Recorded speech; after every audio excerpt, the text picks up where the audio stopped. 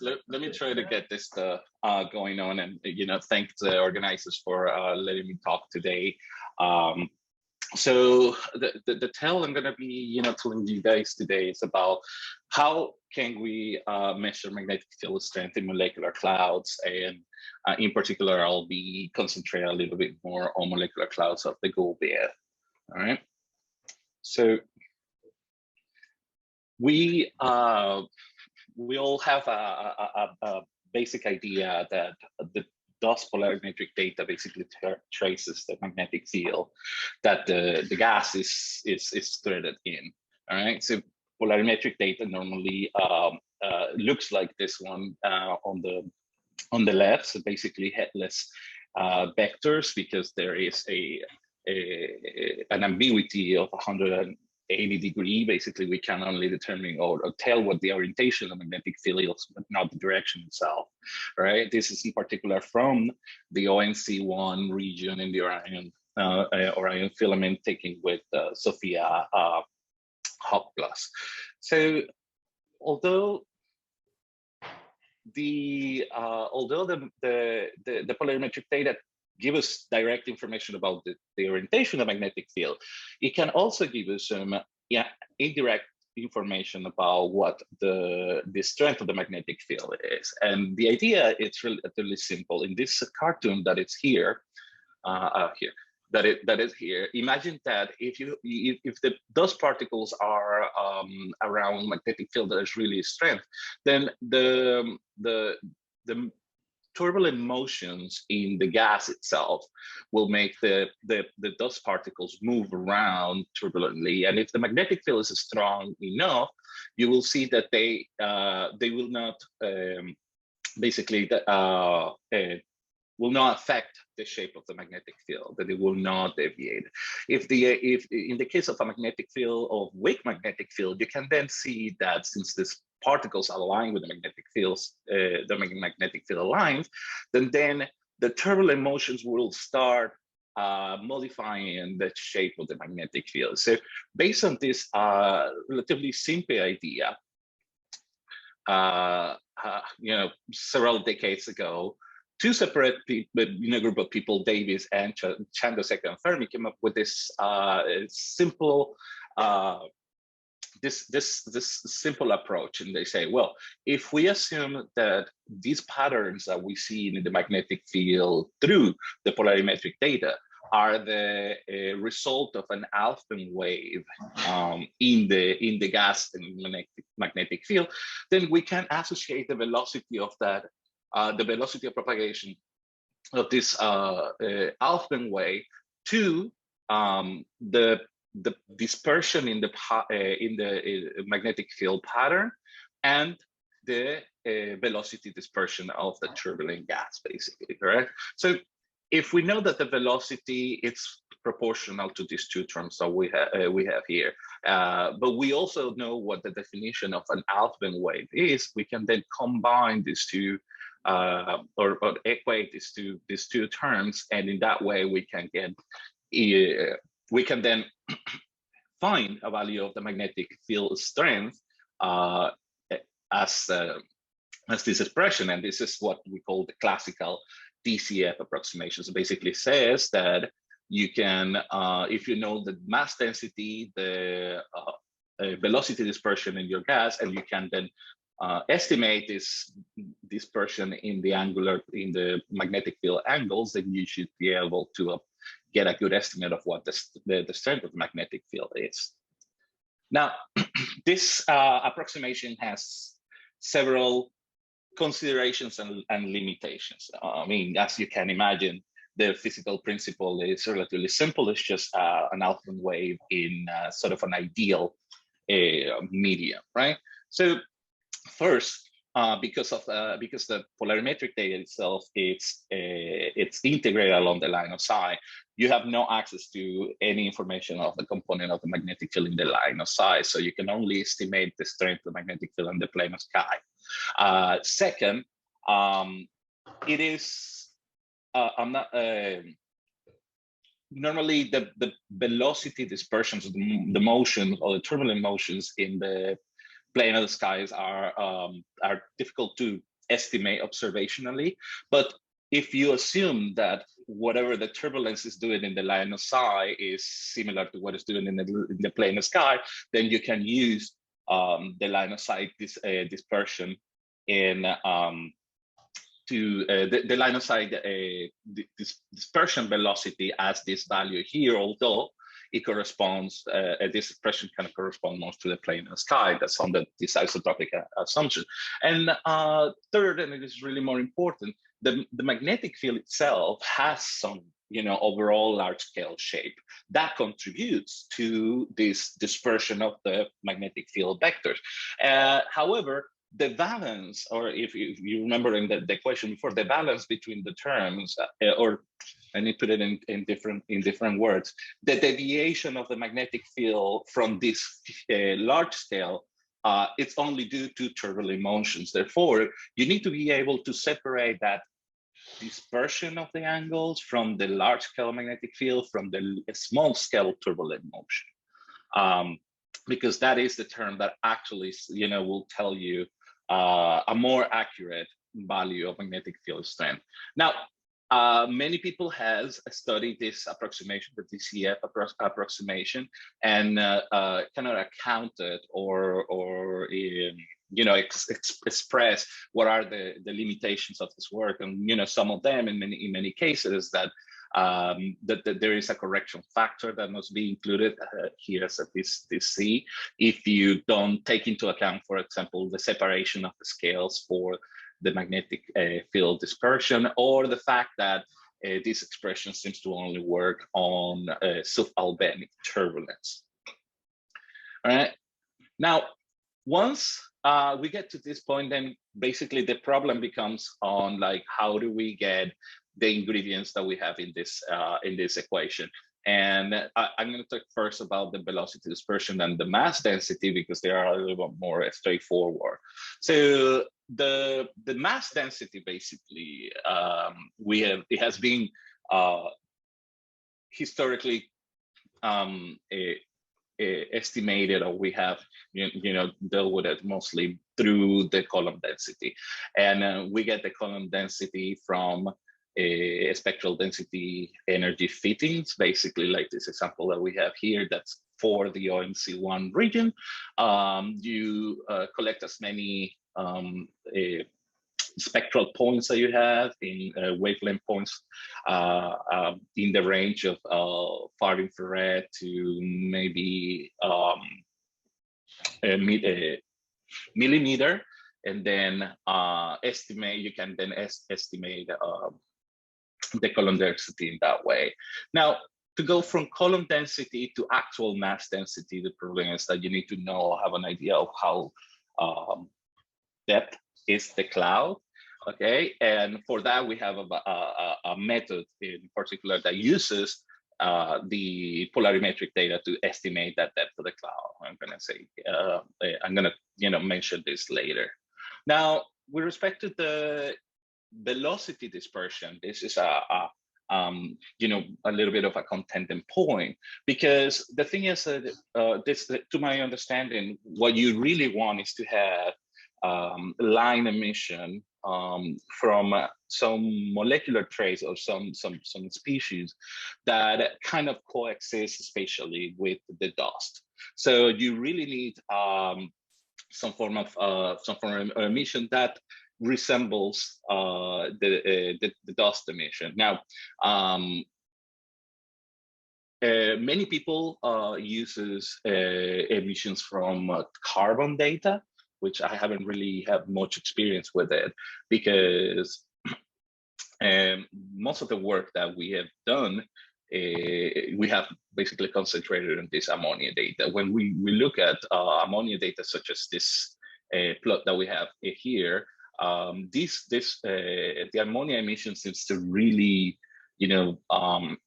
trace the densest part of molecular clouds at least to a certain density value, which is just exactly what we needed to associate that velocity dispersion to our dust polarimetric data.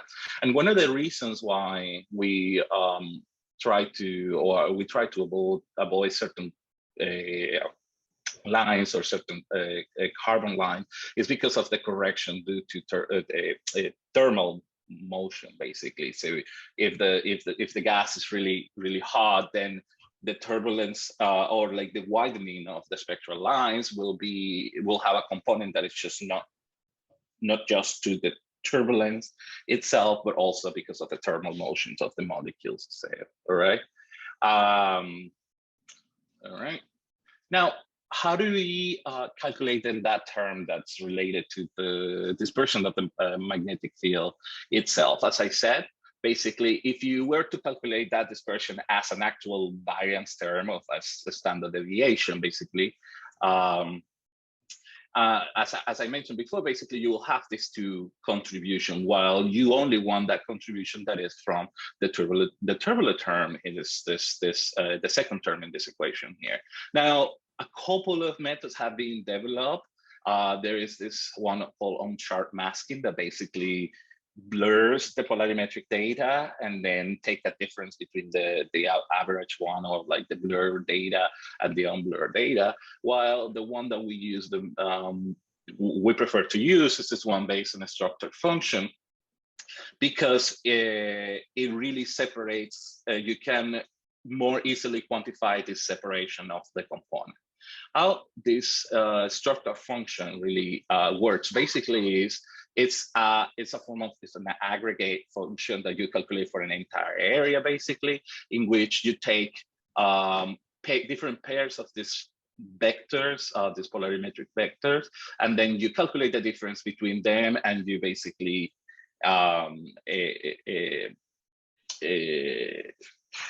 and then you account for, or you basically save this difference depending on the distance between these two vectors, and you do this for all the vectors that you have within a certain region of interest, right?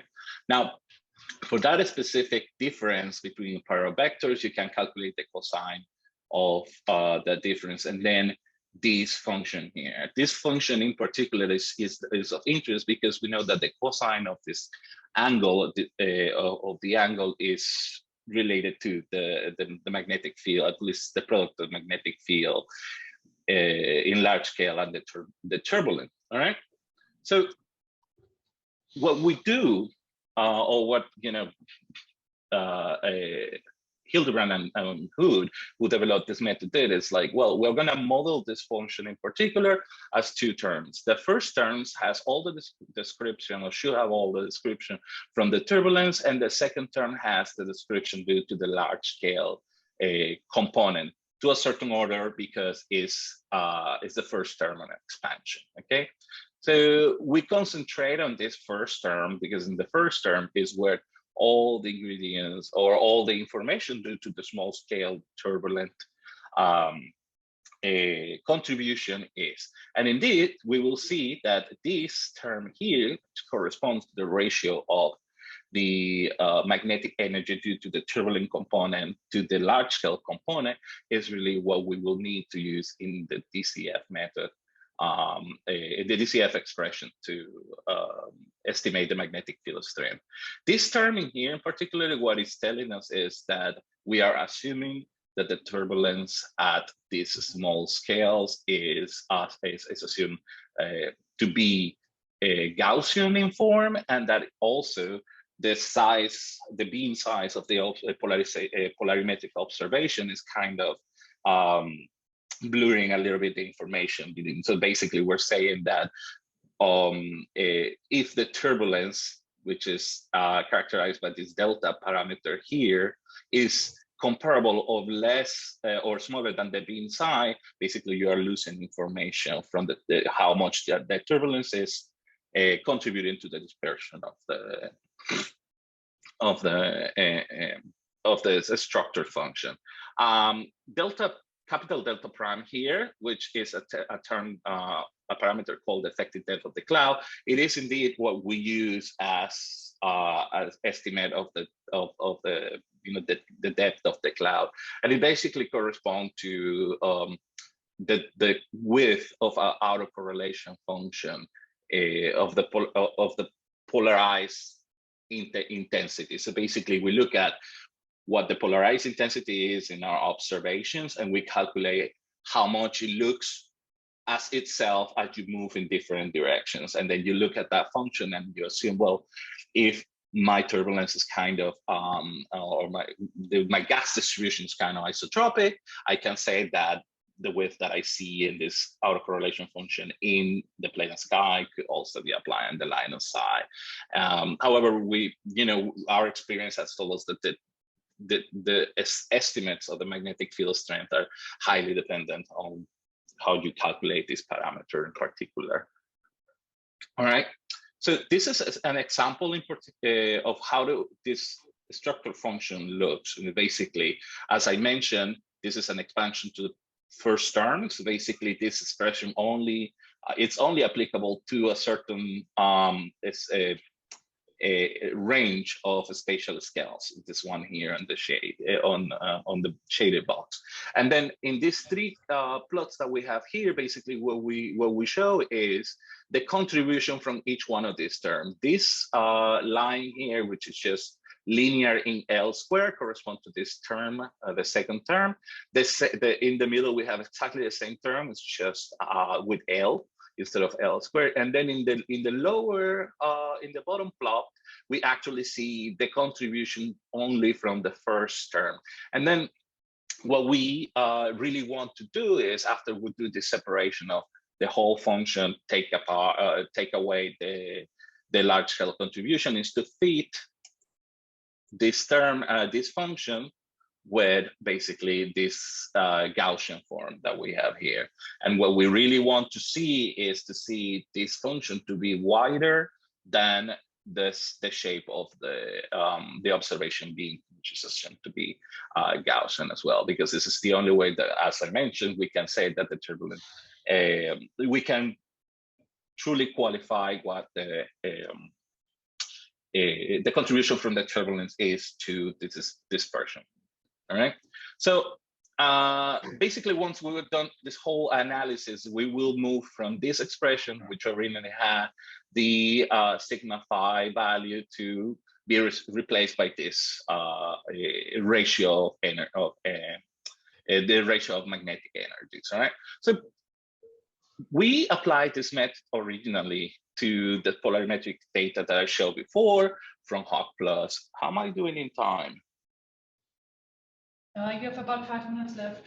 Okay, perfect. So we applied this to the basically to these three big regions in Orion, and we found that the results gave us that they were very distinct in nature, right? But more importantly, what this told us was that, or what we realized, is that the Hawk Plus data was so rich that we could actually go down in size. We didn't have to analyze such a big areas and maybe get more details on that. So basically that motivated us to do this similar analysis, but using a moving kernel. So basically we choose a circle of certain radius, and then we do this dispersion analysis inside that circle, and then you can move that circle all over your region of interest. And then you will have, instead of having just one value of delta A and the ratio, you can actually get a map of this parameter, like this one here. Right? So now, instead of like just calculating one number using the DCF method, you can calculate a map of magnetic field strength through the DCF approximation. Now, the problem that we have here is that instead of combining numbers, you're going to combine these three maps, and these three maps have different resolution. Like we see, for example, this one that it's actually from the Green Bank ammonia survey for velocity dispersion. This one was the column density that we calculated, and this one from the parameter. So the solution that we have for this case was, well, we have to downgrade the resolution of the ones that are lower to the one that is higher, unfortunately, and in that process we can lose some, very important information. We can actually see this as the result of these maps. We see how with the smaller wavelength, the resolution increases, but to a certain point. Actually, when we got to the data in these four maps that we can actually trust the most, that has the lowest resolution, is the 89 micron, because that is basically that was the resolution at which from which we couldn't basically go down.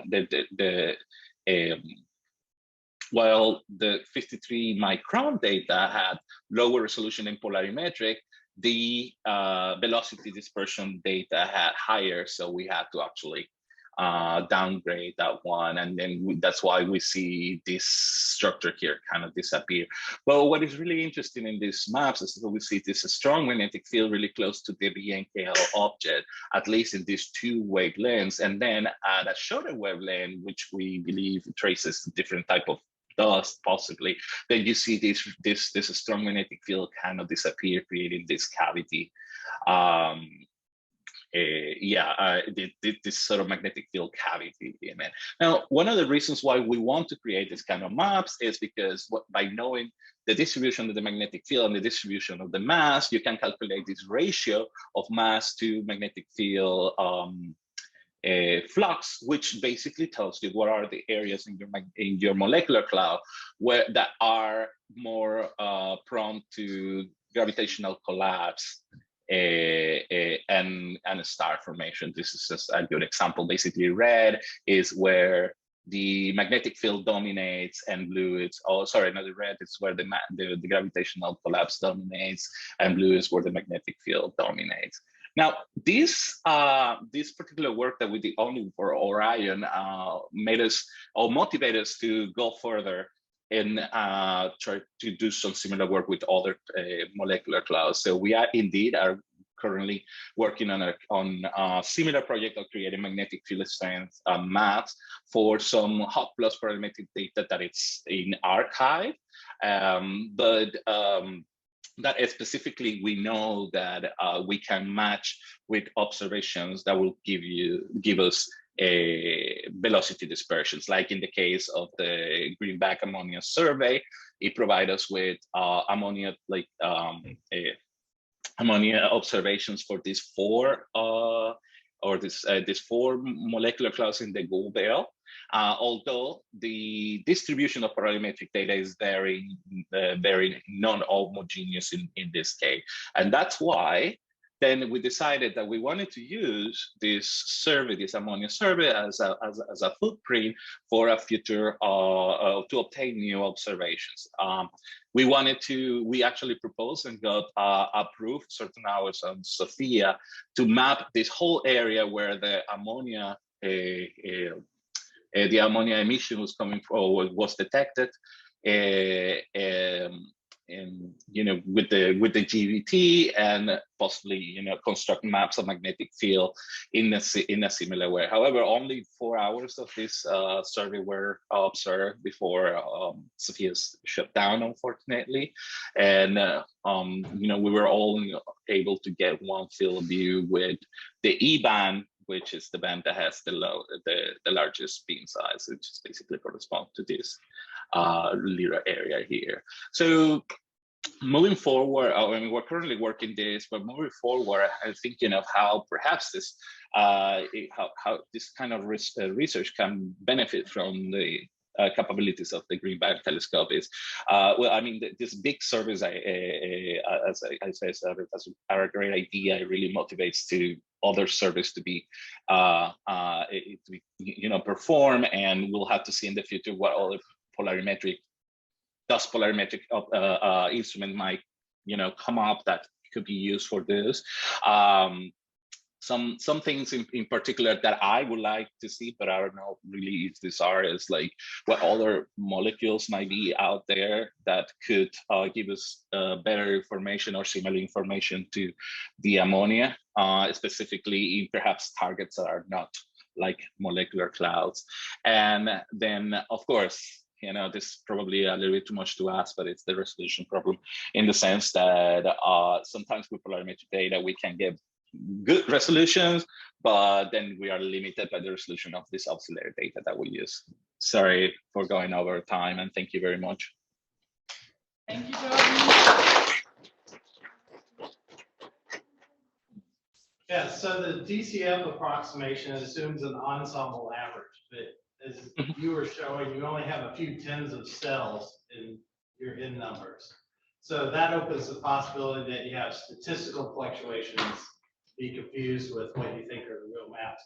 So if you looked into the possibility of figuring out what fraction of your fluctuations are really believable versus just possibly statistical fluctuations? Well, and yeah, I mean, in fairness, you really want to have as many polarization vectors as possible, so your statistics are good.